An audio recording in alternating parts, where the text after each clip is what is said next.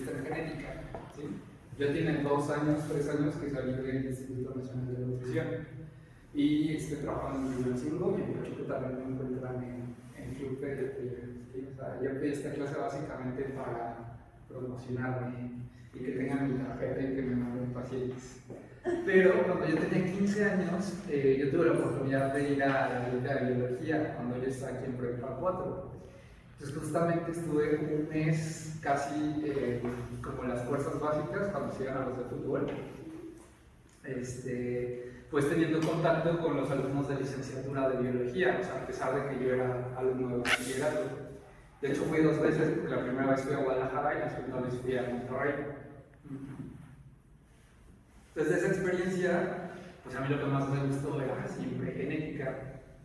Ahí van a ver que es muy interesante, probablemente un poco diferente a lo que han visto con sus profesoras, con quienes les haya dado algo en el bachillerato o en algún contacto previo, porque hoy en día la genética es lo que está metido más en todas las especialidades. ¿Sí? Entonces, justamente eso es lo que quería platicar con ustedes el día de hoy. Si lo quieren apuntar en su libreta o si después nos escuchan la clase, es genética.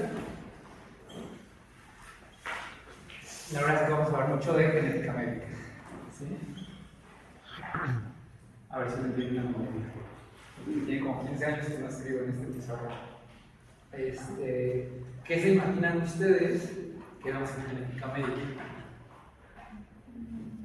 Que ya antes que me contesten, también iba a hacer una dinámica con ustedes, pero esa sí les tenía que pasar primero el link para que ustedes lo descarguen, entonces ya va a ser la próxima clase. ¿Sí? Entonces, antes de que levanten todos la mano, ustedes ya llevan por lo menos un año en la escuela de medicina, ¿correcto? Entonces, en ese año en la escuela de medicina, ustedes seguramente ya han tenido cierto contacto o su familia les ha dicho como que, quiero que estudies una especialidad. ¿No? La opción siempre es ser médico cirujano general.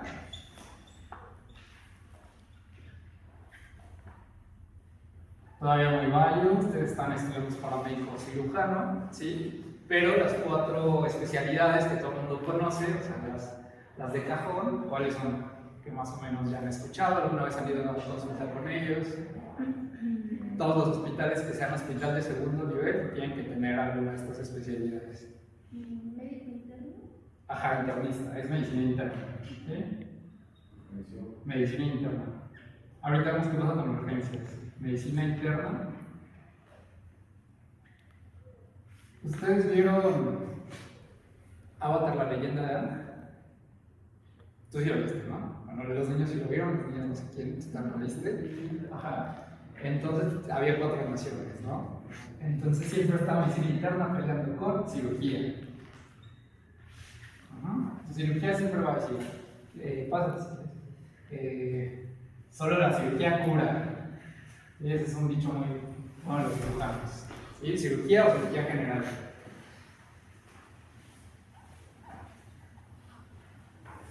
En la próxima clase pasamos a alguien que se escriba mejor. Entonces, cuando se inventó en Estados Unidos el programa de residencias, ¿y qué es lo que hace como tal un médico internista? Pues dijeron, todo lo que no sea cirugía y todo lo que no se opere va a ser medicina interna. ¿Okay? Hoy en día ya tienen otra definición, ellos ya dicen que pues, se estudia los órganos, el funcionamiento del cuerpo humano y cómo tratar la salud y la enfermedad, ¿no? Pero básicamente en el momento en el que se inventó medicina interna era todo lo que no se opere es medicina interna. Entonces ahí entra hematología,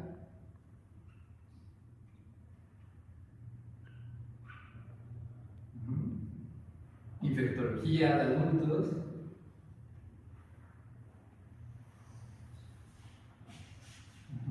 ¿qué otra cosa se les ocurre? Hoy en día hay algo que es inmunología.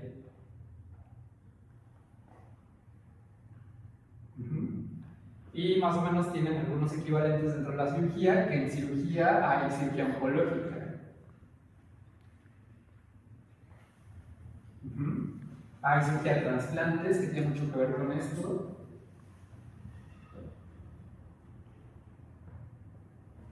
Y lo que se quieran imaginar, ¿sí? Entonces, bueno, ya vamos, ¿cuáles son las otras 2 que todo el mundo quiere estudiar? No solamente cirugía general o medicina interna. Cirugía plástica. Ah, bueno, eso entra también. Cirugía general, qué bueno. Cirugía plástica. Y antes de que se nos olvide, neurocirugía también. Son las más de moda, ¿no? Las dos. Entonces vámonos con el otro extremo. Entonces ya dijimos dos, nos faltan pediatría. O no se les había olvidado. O sea, yo sé que todavía no llevan pediatría y qué bueno que todavía estén viendo todas sus posibilidades y todavía no se hayan como encasillado alguna de estas en específico, pero pues seguramente sus papás en algún momento se los van a decir porque así era antes, ¿sí? Cuando mi papá entró a la escuela de medicina, en sus tiempos o en su generación, solamente podía ser o médico, o arquitecto, o abogado, o contador. Entonces mi papá tenía un hermano arquitecto, un hermano abogado y una hermana contadora, y él era médico. Lo mismo ha pasado con medicina en las últimas generaciones. Y la otra opción es ginecología y obstetricia. Entonces, también en la especialidad de genética entramos muy en contacto con pediatría y con ginecología. El 70% de los casos en genética, del 70-80% de los casos se detectan en la edad pediátrica, ¿sí? Porque vamos a ver que son condiciones que pues afectan a los niños, ¿sí? Y pues igual en pediatría, pues hay pediatría y infectología pediátrica, hay hematología pediátrica, hay alergología,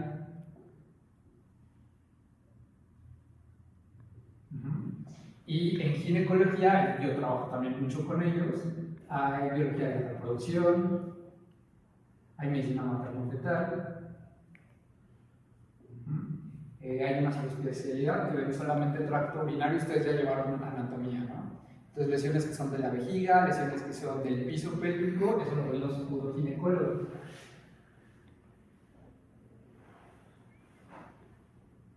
¿Alguien alguna vez se los había comentado si en su año que llevan aquí en la escuela? No, ¿verdad? ¿Y a ustedes alguna vez ya les habían hecho esta pregunta de qué especialidad quieren hacer?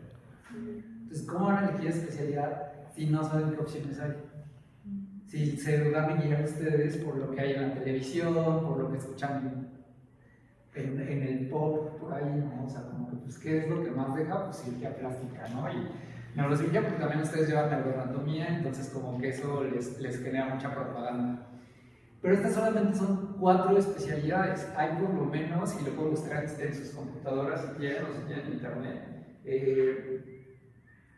No sé cuál fue la última lista que salió para la convocatoria de la ENAM, que seguramente es muy pronto para ustedes para ir pensando eso, pero ahorita les digo por qué les estoy diciendo esto, ¿sí?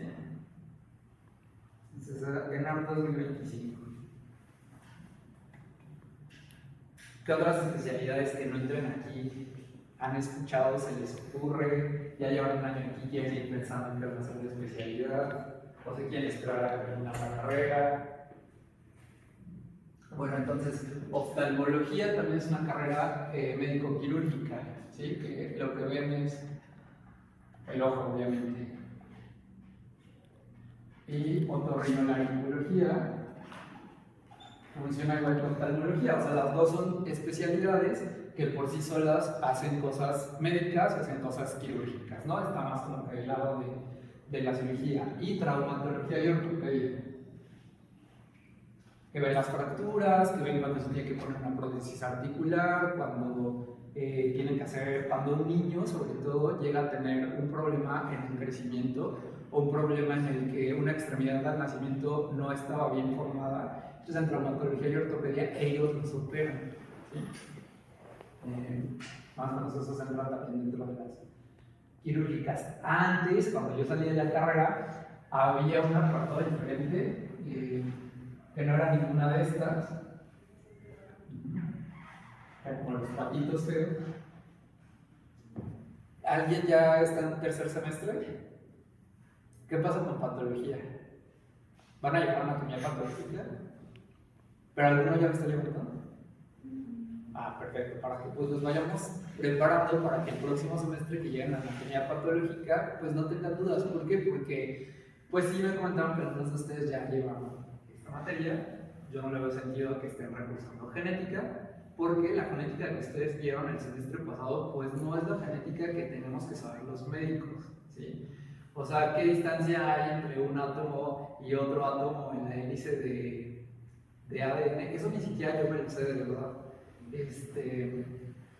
Entonces, pues vamos a ir a la parte práctica, ¿ok? Para que el próximo semestre eso les ayude a ustedes y no se queden toda la vida con, bueno, como reprobé en segundo semestre, pues vuelvo a reprobar en tercer semestre, vuelvo a reprobar en cuarto semestre, y eso pues ya va a depender mucho del proyecto de vida de ustedes. Creo que si vuelven a cursar una materia, al final, que sumen todas sus materias, les ayuda un poco en su promedio, ¿sí? Pero no lo vean de esa manera, ¿sí? O sea, no lo vean como, me voy a quedar un año más para tener mejor promedio, ¿sí? Ahorita tengo compañeros que estuvieron conmigo en la carrera y van entrando a la especialidad. Pero hoy en día, pues no es algo malo, o sea, hay quien decidió hacer algo diferente. Por eso es que yo se lo digo así, ¿sí? Entonces, había anatomía patológica. Y ahí empezaron a meter a todas las que eran como de laboratorio, ¿sí? Hoy en día hay patología clínica.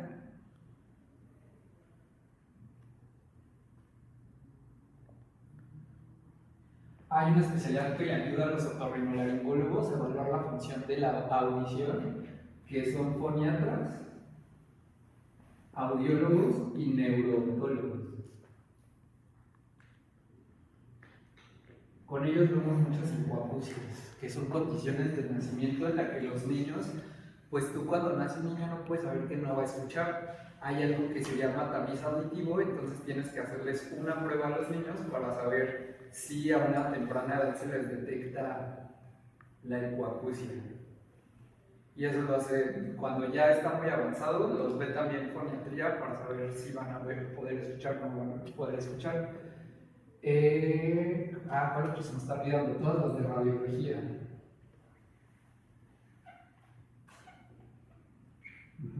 Obviamente primero hubo la especialidad de imagenología, que es diagnóstica y terapéutica. O sea, ellos diagnostican con hacer los estudios, o sea, ellos pueden interpretarlos y decirnos dónde hay un problema, pero hoy en día también son terapéuticos porque también pueden administrar un fármaco, funcionar una lesión. Y de todo lo que surgió de imagenología, pues también hay radiooncología, que es una especialidad de entrada directa, y medicina nuclear.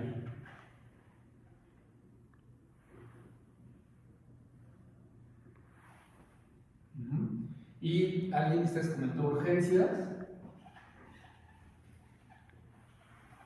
Okay. Entonces en urgencias sucede lo mismo que con otorrinolaringología y con oftalmología, pero yo creo que está más de este lado de la medicina interna, porque también son especialidades médico-quirúrgicas,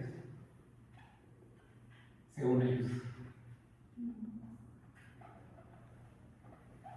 Porque los urgenciólogos también pueden colocar una vía venosa, central, pueden hacer un procedimiento de toracostomía, o sea, sí hacen algunos procedimientos menores, pero pues en el área de urgencias. Acuérdense que la especialidad de ustedes es médico cirujano, entonces la carrera de ustedes, todo lo que ustedes hagan con las manos, eso es del ámbito quirúrgico, ¿sí? Y yo les quiero decir eso para que cuando ustedes sean grandes no digan que no, es que eso le toca cirugía, ¿sí? No, o sea, si ustedes toman una muestra con las manos, eso ya es algo quirúrgico, ¿sí? Y tiene también sus implicaciones. ¿Por qué? Porque si ustedes llevaron también ya historia de la medicina, van a ver que la parte médica supuestamente era como todo lo que se veía en las universidades y que solamente se pasaba como que de un galeno a otro, cuando todavía era como que la época de los griegos y así. Y los cirujanos eran los cirujanos barberos que iban de una localidad a otra, ¿no? O sea, que prácticamente trabajan por separado. Igual que los obstetras se derivaron de lo que en ese tiempo eran los parteros o el trabajo de la partería, ¿sí? O sea, como que todo esto pues tiene un trasfondo histórico. Urgencias, radiología. Alguien que ya sabe como que yo quiero hacer tu especialidad tal. O si no, hasta que tengamos la... Ah, ya se les voy a montar el enlace. Que aquí no tiene wifi, ¿verdad? No hay celular. Sí, hay tijera. Hoy en día hay como 25 especialidades. Y todo esto se los estoy diciendo para llegar a un punto.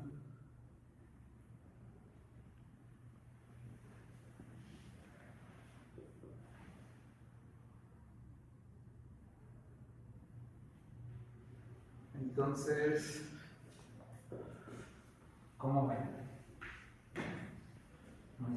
Pues sí, ustedes pueden ver lo que es la convocatoria para el examen nacional de residencias. Aquí la universidad les va a decir como que no, primero queremos que estudien para el Ceneval, que se vayan al internado, que se vayan al servicio social, pero pues hay gente en otras universidades que ya está estudiando, pues no digo que para el examen de residencia, ¿sí? O sea, pero para su futuro como médicos.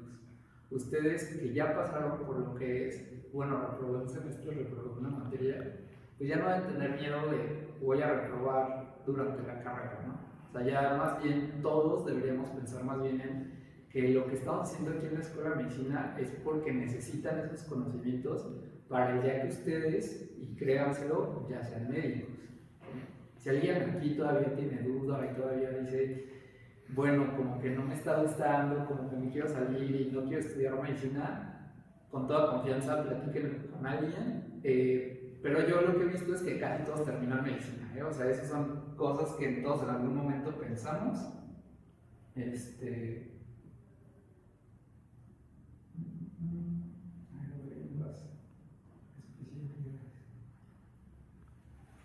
¿Alguna que me falte ahí?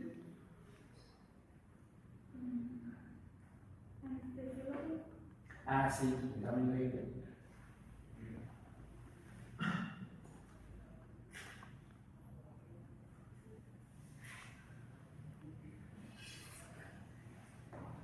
Ah, aquí está.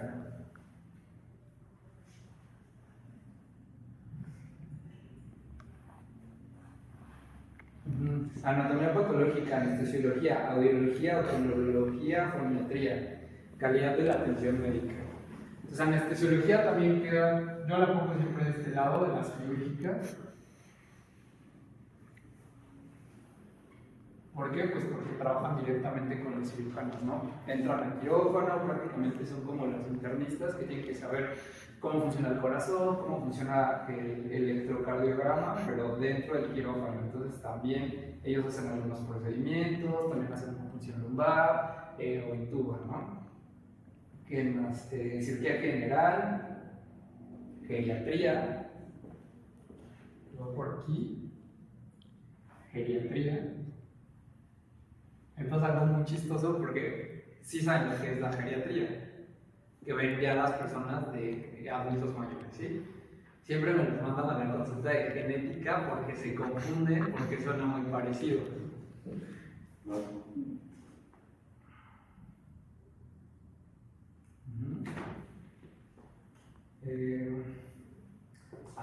Así como puse esto de este lado, después hubo unas nuevas que se empezaron a inventar, que son las de calidad de la atención. Imagínense medicina del trabajo,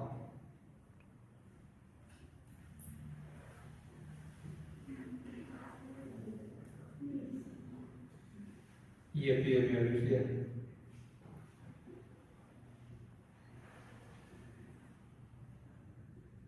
Ustedes, si la quieren pues no tan complicada y ganar bien, hagan medicina del trabajo.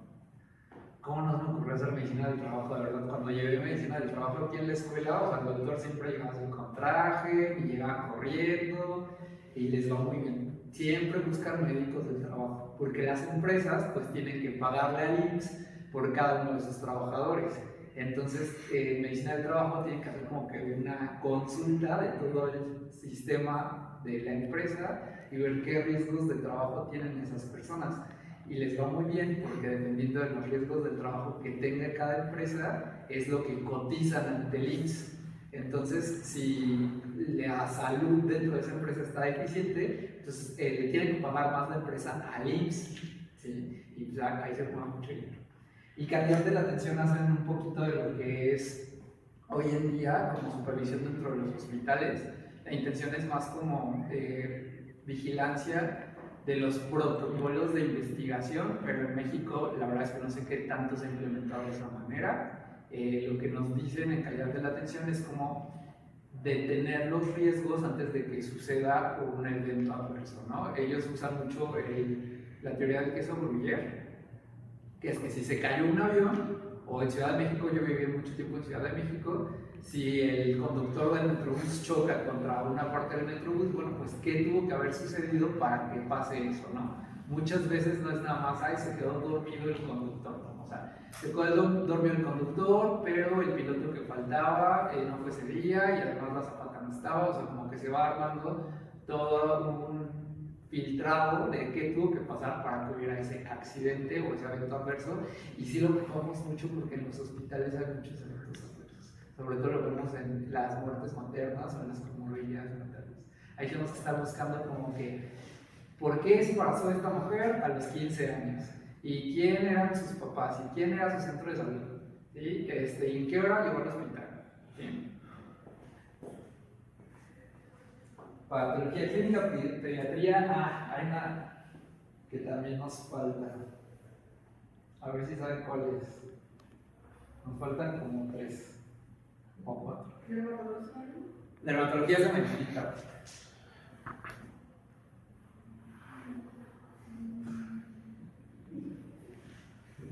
¿Quién quiere ser dermatólogo? No me digan. También hay dermatología pediátrica.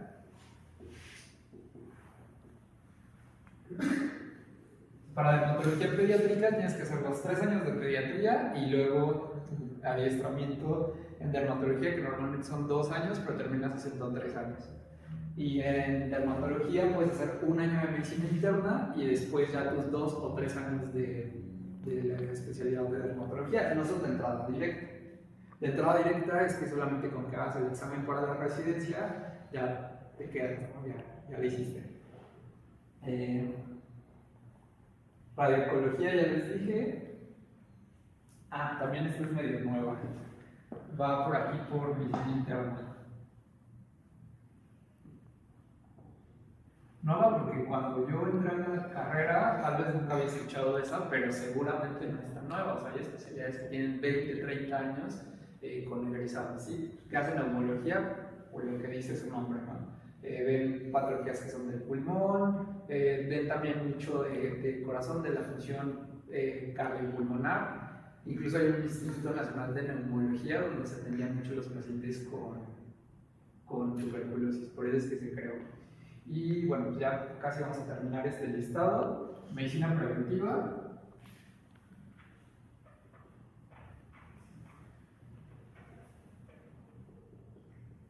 Medicina paliativa, que yo creo que es la más nueva. Tiene como 2 años que la dieron. ¿Cuál me falta?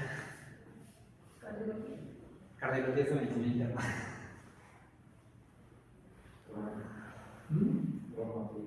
Traumatología está aquí, pero vamos a hacer más traumatología y ortopedia.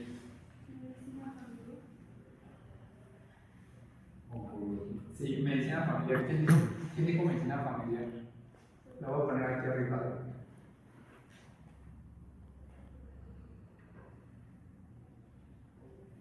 ¿Tú has ido de medicina familiar alguna vez a la consulta? Aunque no me digas quién lo dijo. Y falta psiquiatría.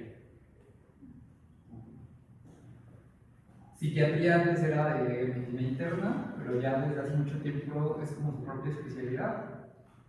Psiquiatría. Nadie nunca ha ido a psiquiatría. Traumatología y ortopedia, radiooncología, psiquiatría, pediatría, patología clínica, otorrinolaringología, cirugía de cuello y cabeza, oftalmología, neumología, medicina interna, medicina paliativa, medicina nuclear e imagenología molecular.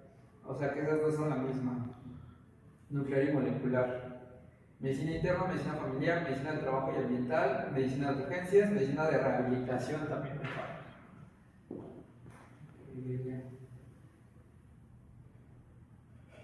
Rehabilitación.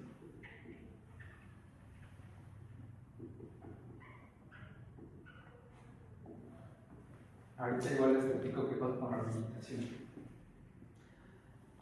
Medicina de la actividad física y educativa. ¿Dónde quieren que la pongamos? Me parece que medicina de la actividad física y deportiva por ahí hacen algunos procedimientos como muy leves, o sea, lo que ustedes han llegado a ver en los deportistas, como de filtrarles una rodilla o así, pero prácticamente es una especialidad médica. Entonces aquí sería medicina del deporte. También a ellos les va muy bien, ¿sí? Porque pues, imagínense cuánto factura el fútbol en México. Yo creo que aquí la Universidad de Fútbol debería tener escuela de medicina y me debería contratar a mí, porque pues es lo que más vende por lo menos en esta ciudad. Y hoy en día en genética podemos hacer mucho con los deportistas, porque se pueden buscar variantes genéticas o condiciones genéticas que nos van a decir cuál va a ser el desempeño de esos deportistas. Esa es la intención, o por lo menos así se los vendemos. Cirugía general, calidad de la atención médica, audiología, anestesiología, anatomía patológica. No existe medicina estética, eso sí sepan, ¿no?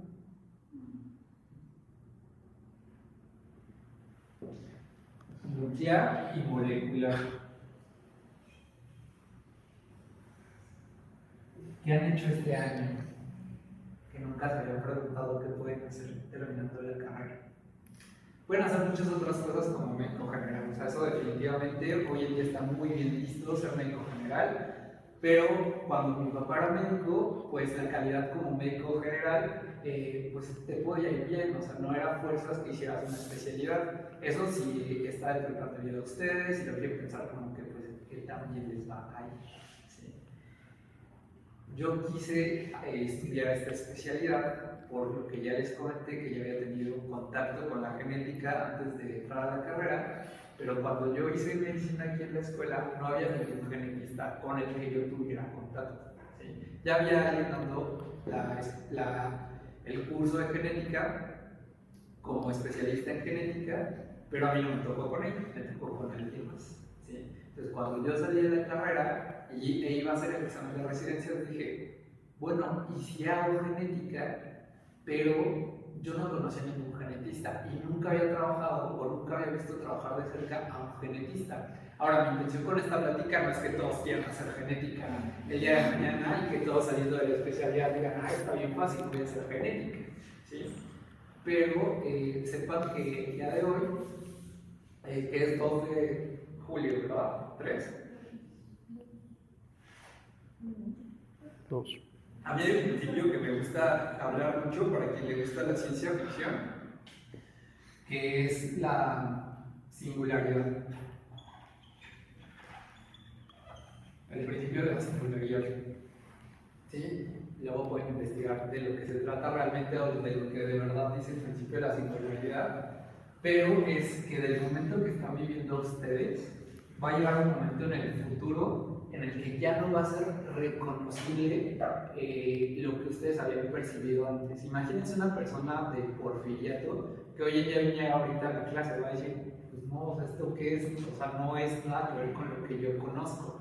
Una vez que pasamos esa singularidad, ya es un momento completamente diferente en la historia, o sea, ya son personas completamente diferentes. A mí cuando me entrevistaron para entrar a la carrera, a la especialidad de genética, justamente siempre hacen esta pregunta como, ok, ¿cómo te imaginas en 5 años? La especialidad de genética avanza tan rápido que en 5 años va a ser completamente diferente, va a ser otra especialidad completamente diferente. De cuando yo entré a la especialidad al día de hoy, ya hay tratamientos que en ese momento no existían, ya hay estudios que son estudios de secuenciación que en ese momento no existían. El día que yo salí de la especialidad, se inició el tratamiento para una enfermedad que es anemia de células falciformes.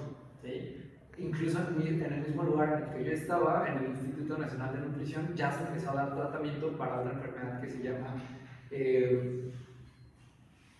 Osler-Weber-Rendu, que lo que causa es epistaxis hereditaria o telangiectasias hemorrágicas hereditarias, y hoy en día ya hay tratamientos en México. ¿Sí? Yo para pacientes que hoy en día ya he visto aquí en Pachuca o que ya los he visto en Tulancingo, pues ya hay tratamientos médicos. Lo difícil es que sean accesibles o que lleguen directamente a los pacientes. Es algo que también vemos mucho en la especialidad de genética, es la gestión. Y eso no lo saben otras especialidades. ¿Ustedes se imaginan cuánto cuesta llevarle a una persona a donde vive un medicamento, a un centro de salud, un medicamento, que puede ser el medicamento más barato que se les ocurra? Pero ¿cuánto cuesta en investigación desarrollar ese medicamento? ¿Cuánto cuesta en que lo acepte un sistema de salud? Y cuesta económicamente. ¿Verdad? Sí cuesta noches de trabajo, cuesta en investigación, pero, o sea, un país que es un país con políticas públicas, pues le cuesta desarrollar un fármaco. Por eso es que en México prácticamente no hay desarrollo de fármacos. ¿Sí? Ustedes van a llevar farmacología.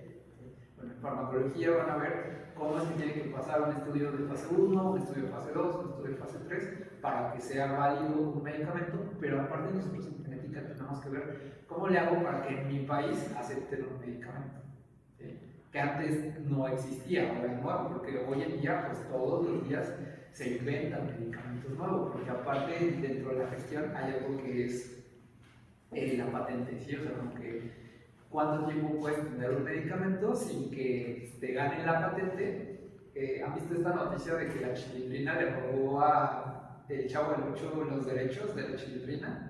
Fue porque él no registró la patente, o ya tenía la patente registrada y después de 5 años se le vencía la patente. Entonces medicamentos como la aspirina, llega un momento en el que se vence la patente y ya cualquiera puede hacer aspirina. Con el nombre de la sal, que es el ácido cítrico. Entonces, ¿por qué creen que les estoy diciendo todo esto?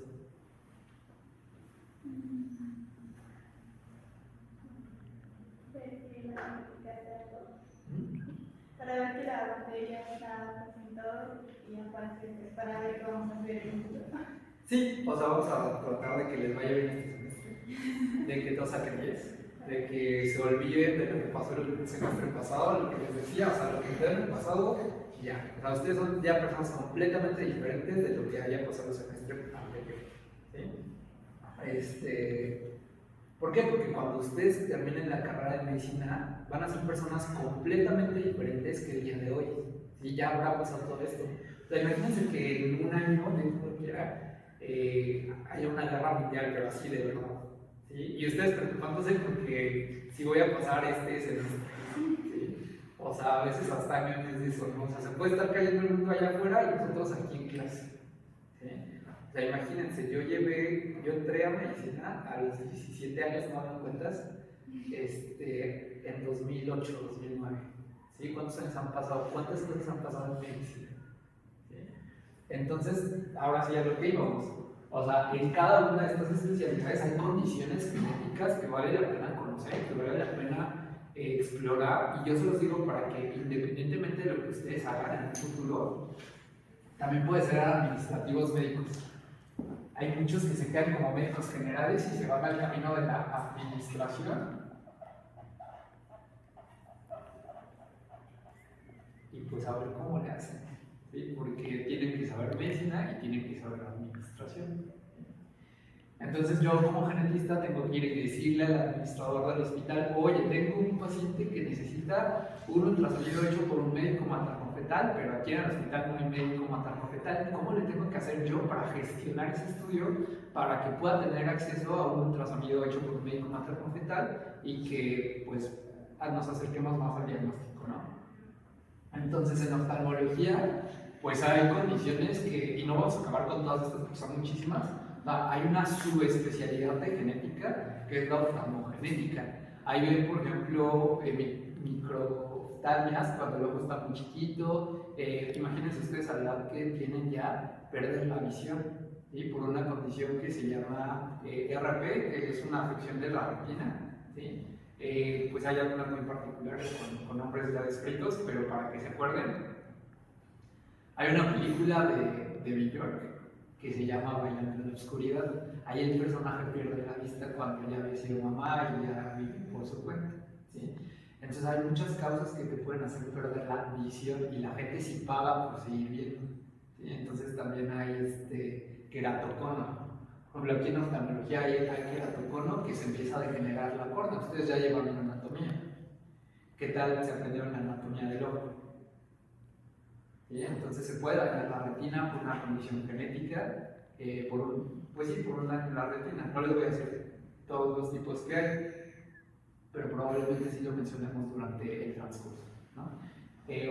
¿Han visto los casos de albinismo? Tal vez ya lo han comentado. Bueno, pues justamente las personas con albinismo tienen una pigmentación del iris que es mucho menor o que no tiene pigmentación. Y si se acuerdan de las capas de la retina, también hay una capa de la retina que tiene su propia pigmentación para funcionar como una cámara óptica, ¿sí? Entonces, si el cuerpo no puede producir pigmento, entonces es mucho más difícil que tenga la función de la visión de ese ojo. Y también hay nistagmo congénito, hay estrabismo. Ustedes han visto personas con estrabismo, que en ocasiones pues solamente es un defecto único que tiene esa persona, pero en algunos casos muy importantes sí son casos familiares, ¿sí? En otorrinolaringología también hay hipoacusias de origen genético, hay microtias, que es cuando las personas nacen con una oreja un poco más pequeña, ¿sí? Hay condiciones metabólicas que van a afectar directamente la función del equilibrio, porque ustedes todavía no llevan otorrinolaringología, pero llevaron anatomía del oído. Entonces se acuerdan que hay un aparato vestibular que es el que va a mantener el equilibrio, ¿sí? Entonces en ocasiones hay malformaciones que afectan también ese laberinto óseo. Entonces las personas pues, tienen problemas tanto de la audición como del equilibrio y se pueden diagnosticar tanto en niños como en adultos. Pero para hacer la integración diagnóstica pues tenemos que ver cómo están esos también canales semicirculares en el oído interno, ¿sí? Traumatología y ortopedia. Ahorita también hay muchísimo dinero en traumatología y ortopedia para nosotros, para los genetistas. Hay un hospital en la Ciudad de México que es el Hospital Shriners, donde trabaja en cirugía pediátrica, y hay condiciones como la acondroplasia, que son personas que tienen una talla más baja de origen genético. Hay muchas otras condiciones que también afectan al hueso, que son displasias esqueléticas, pero pues la acondroplasia es la que ustedes tal vez ya han visto hoy en día, ¿sí? O sea, personas que ustedes han visto su vida cotidiana, sin que ustedes se lo hayan preguntado y tienen esta condición, ¿sí? U otro que también ya tal vez hayan escuchado, que es la osteogénesis imperfecta, ¿sí? Que son personas, y mucho de esto lo van a ver en las películas, ¿sí? Porque es como el contacto. No sé si ustedes todavía ven películas, pero si vieron la película de Split o de Unbreakable, uno de los personajes tiene osteogénesis imperfecta, ¿sí? Y lo que sucede es que pues, se fracturan sus huesos de forma espontánea. Yo he visto pacientes con formas diferentes, como Payet del hueso, ¿sí? Que ahí lo que hace el hueso es que empieza a comerse a sí mismo y a crecer demasiado, y es muy fácil que se fracture. Y puede pasar en niños y puede pasar en adultos. Y esos adultos pueden tener hijos y sus hijos también pueden tener esa condición, ¿sí?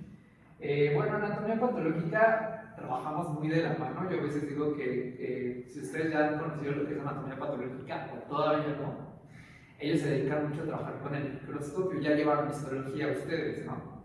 Aquí histología. En histología ustedes ven la parte sana, supuestamente, de cómo se formaron esos tejidos. Lamentablemente este semestre pues vamos a necesitar qué tan bien les fue en histología, y si no, pues ya yo les tendré que ayudar, ¿sí? Y en todo lo que es biología celular, ¿sí? Los patólogos tradicionalmente eran los expertos en todo lo que sucedía en la célula y en los tejidos, pero ya en la parte enferma, ¿sí? Ellos pueden ver en el microscopio y diagnosticar si un tumor es un carcinoma, ¿sí? Y eso lo van a ver en tercer semestre.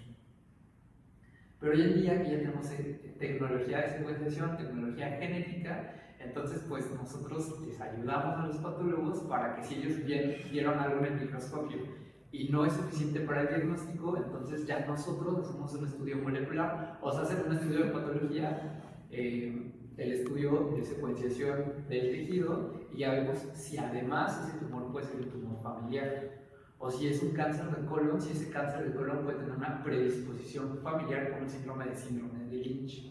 ¿Sí? O sea, hay mucho que podemos hacer con ellos, pero bueno, tampoco hay muchos patólogos. Lo que hacen los patólogos de patología clínica es que se encargan más como de supervisar el funcionamiento del laboratorio. Ellos te dicen como que en qué tubo tienes que tomar una muestra, en qué condiciones tiene que venir un tubo de sangre para que se pueda estudiar. Pero también ven mucho de hematología y de laboratorio para la transfusión de sangre.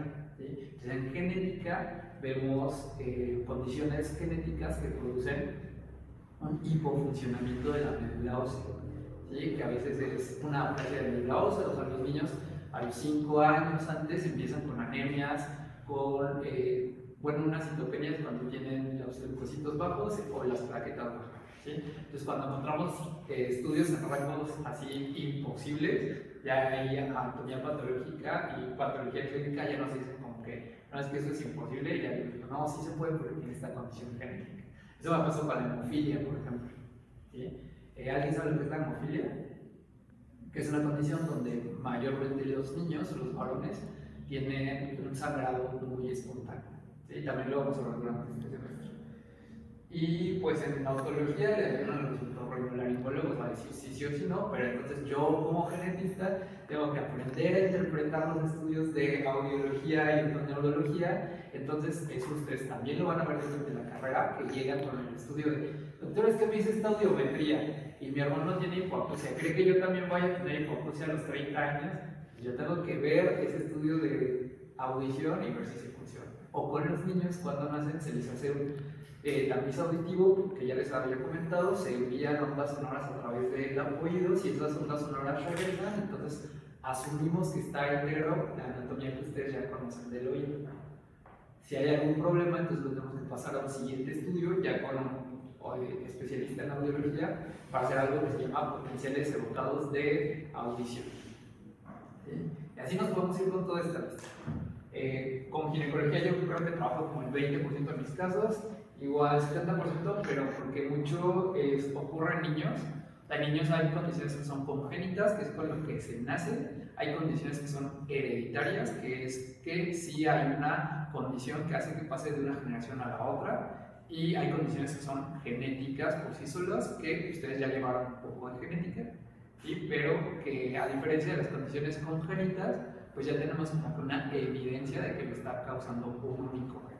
También hay condiciones que son cromosómicas. Es diferente que algo sea cromosómico a que algo sea genético. ¿Sí? Y también lo vamos a ver. Y hoy en día, pues yo mi especialidad lo hice en un área, en un hospital, prácticamente es de medicina interna, el Instituto Nacional de Nutrición. ¿Sí? O sea, hay mucho de lo que se ve es adultos. Después de que yo hice el internado y después de que hice el servicio social, imagínense, yo salí de aquí de Pachuca y en esos tiempos todos mis amigos por alguna razón querían hacer medicina interna y querían hacer medicina interna en el Subirán. O sea, no es que yo lo diga, pero es el mejor hospital de medicina interna, por lo menos. Y yo decía, no, pues a mí jamás me van a aceptar en el Subirán, o sea, solamente las personas que ya tienen un currículum, que ya saben pegar. Yo jamás voy a pisar el hospital. Después de que yo hice el examen de residencias, pues como yo iba para genética, pues yo no tuve ningún problema para entrar al hospital. Quienes iban a medicina interna, pues sí, o no entraron, o les costó más trabajo, ¿sí? Pero pues yo tuve un contacto muy estrecho con la medicina interna. No sé si alguien de ustedes, aunque no levante la mano, pues conoce a alguien que sea internista y entonces dicen, yo quiero hacer medicina interna.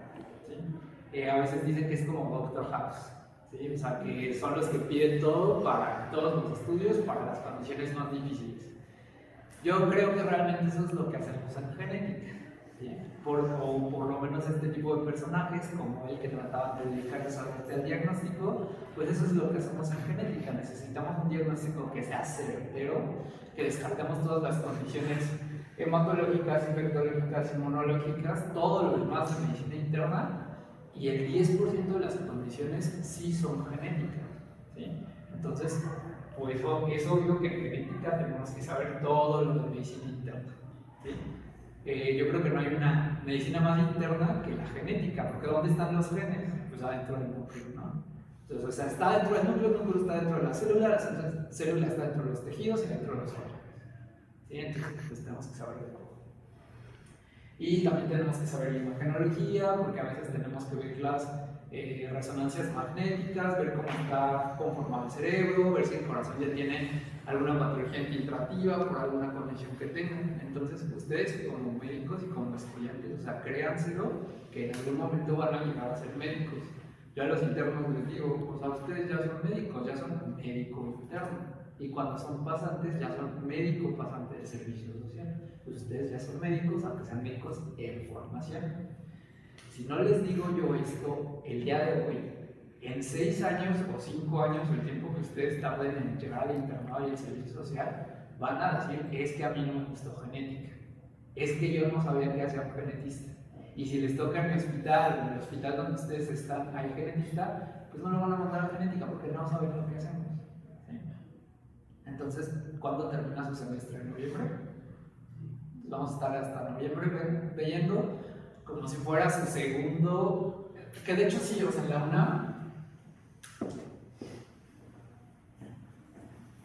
UNAM, que mi especialidad pues está avalada por la UNAM, ellos llevan el semestre que ustedes llevan de genética, que es como genética general.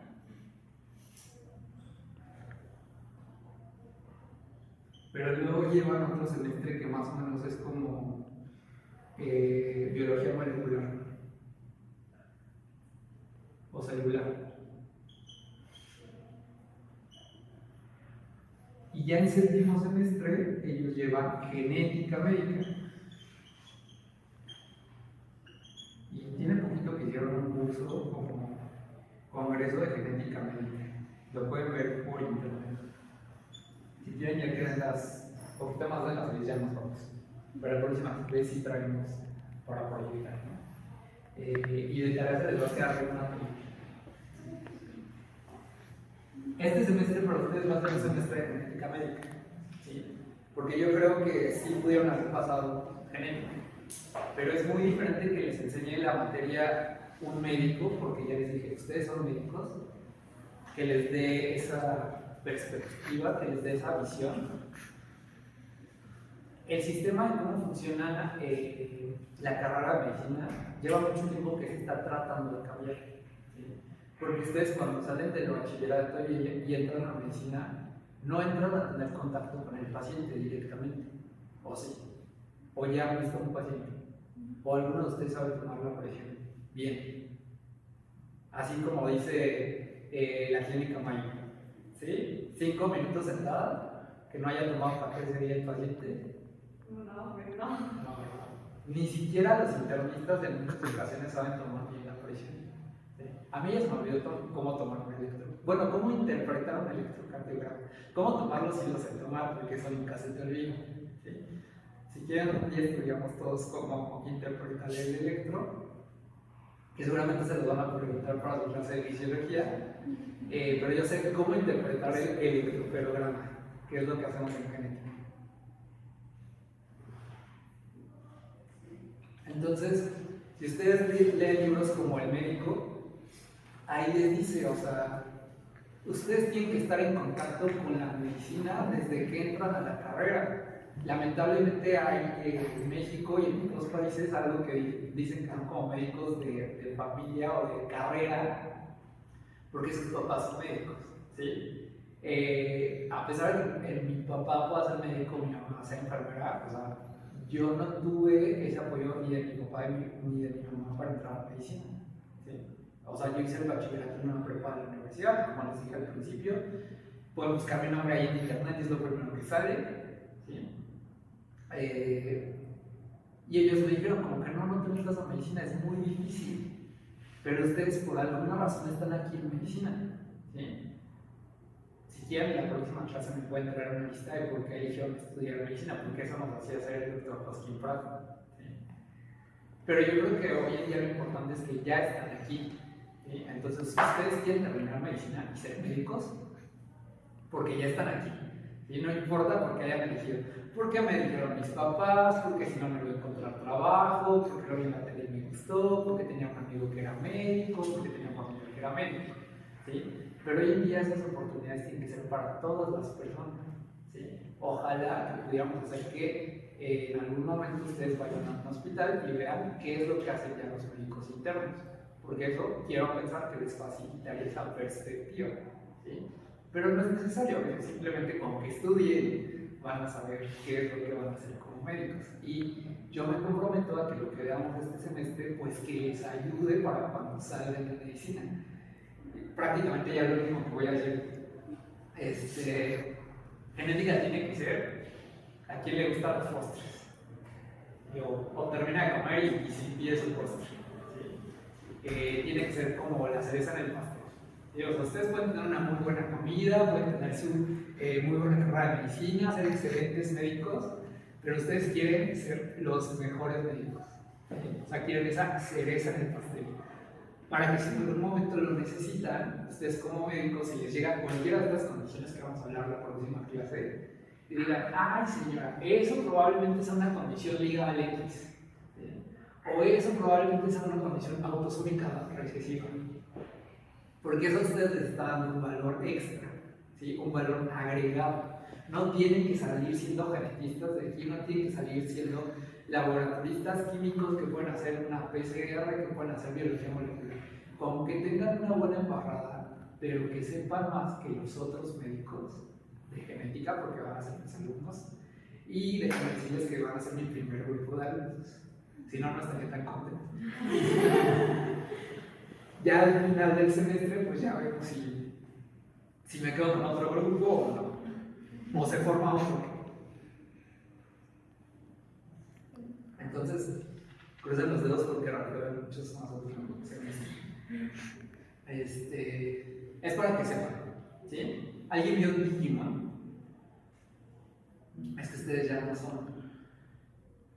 ¿Cómo se define su generación como pandemia, los centennials? New Wave. Son preguntas que se tienen que empezar a hacer ustedes de manera introspectiva. ¿Y cuál es el como gatito azul? ¿O este es otro? Más o menos, sí. Sí había engañado. Bueno, luego no buscarlo de tarea. Ahí había, casi al final de la primera temporada, que les dicen, hay 3 tipos de Digital Monsters, los que son vacuna, los que son virus y los que son solamente informáticos. Obviamente, si ustedes son un médico vacuna, son los mejores médicos. ¿Sí? Yo creo que mucho de mi especialidad pues entra en el campo de solamente somos informáticos, solamente damos información, pero con esa información podemos hacer muchísimas cosas. Y pues por favor no sean médicos más, ¿no? Chambones, decía el doctor Hoskin Pratt. Nos decía, si ustedes eligen salirse de medicina y ser torteros, sean el mejor tortero. Entonces, pues esto va a ser como una cereza en el pastel, ¿no? En el postre que ustedes se quieran imaginar un helado, para que cuando tengan así cenas muy románticas, muchas bohemias, que quieran sacar así un dato curioso, tengan esa cereza en el pastel. ¿Sí? Y que cuando ustedes quieran tener un currículum para hacer investigación, para aplicar una especialidad, para lo que quieran ustedes hacer en la vida, digan, pero yo sí sé de lo que me están hablando en genética. Porque también sucede algo, que existe el síndrome de la materia chiquita. ¿Sí? A mí me pasa con dermatología, que a pesar que a muchos nos gustaba dermatología, también teníamos que venir a darle de comer a nuestros perritos aquí. Entonces, o entrábamos a la clase de dermatología o veníamos a ver a los perritos. Obviamente la especialista que nos daba la clase de dermatología pues se enojaba y nos reprobaba a todos porque sentía que solamente así le iba a interesar a los alumnos en clase, ¿sí?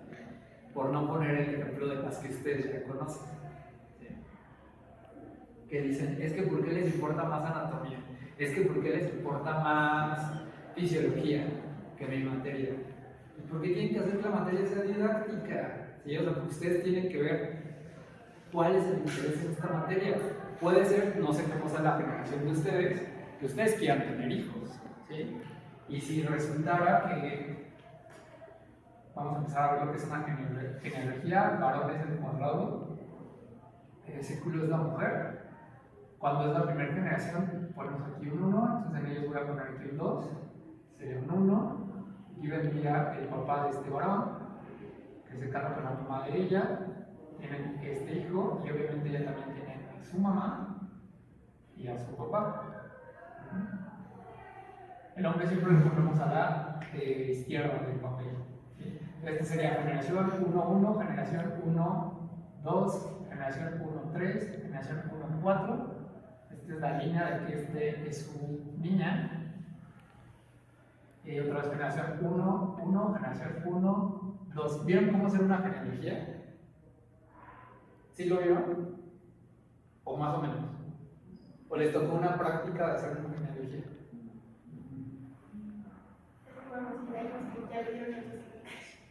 ¿A quién no ha llevado genética? Ah. Bueno, pues van a tener que estudiar el doble porque yo me voy a ir así corriendo, ¿eh? Sí. Le ayudan a sus compañeros que les ayuden, después van a ser amigos toda la vida, pero no me voy a regresar a explicar lo básico de lo básico de lo básico. Sí, o sea, que es una molécula, se sabe que es una molécula. Pero como dije, vamos a ir más por la química. Entonces, así lo representamos. El estudio más básico de toda la genética es una genealogía. ¿Sí? Hay estudios que cuestan 20,000 pesos, 30,000 pesos, pero el estudio más sencillo lo podemos hacer con una hoja de papel y un lápiz. ¿Qué pasaría si estos dos se unen en un matrimonio cuando no sabemos todavía qué es el individuo del que estamos hablando? Ponemos un rombo, ¿sí? Cuando esté embarazada ponemos un símbolo diferente y se lo ponemos aquí, ¿sí? Entonces les voy a montar un artículo electrónico en inglés, en PDF, para que ustedes vean cómo se hace una genealogía, ¿sí? Aunque todavía no está en su temario, yo creo que la próxima clase lo que vamos a ver es cómo está conformado su temario. Pero ¿qué pasaría si estos dos individuos son de la misma familia? Si quieres ya lo puedes poner.